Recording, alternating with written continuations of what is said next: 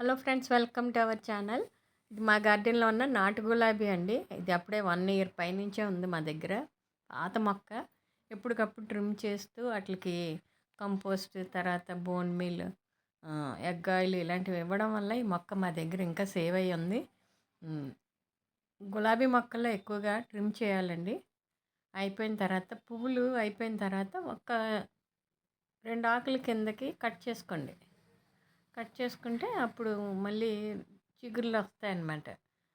మనం ఊరికే పువ్వు తొడుము అలా తీసేయడం వల్ల ఏంటంటే ఆ చిగుర్లు సరిగ్గా రావండి. అందుకని కొంచెం కిందకే కట్ చేసుకోవాలి. ఇదొక టిప్.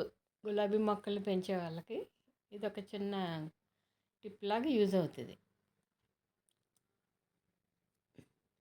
మస్టర్డ్ కేక్ ఒకటి ఇలాంటివి ఇస్తే చాలా మంచి ఫ్లవరింగ్ వస్తుందండి. బనానా పీల్ ఫెర్టిలైజర్ ఒకటి, అది మన వీడియోల్లో ఉంటాయి చూడండి.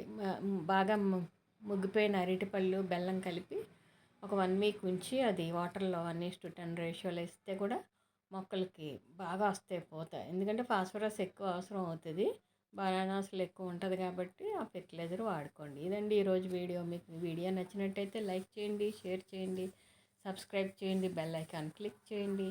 మీ అమూల్యమైన కామెంట్స్ని మాకు తెలియచేయండి. Thank you for watching. మళ్ళీ ఒక మంచి వీడియోతో కలుసుకుందాం. అంతవరకు బాయ్ అండి. వీడియో చూసినందుకు థ్యాంక్ యూ సో మచ్.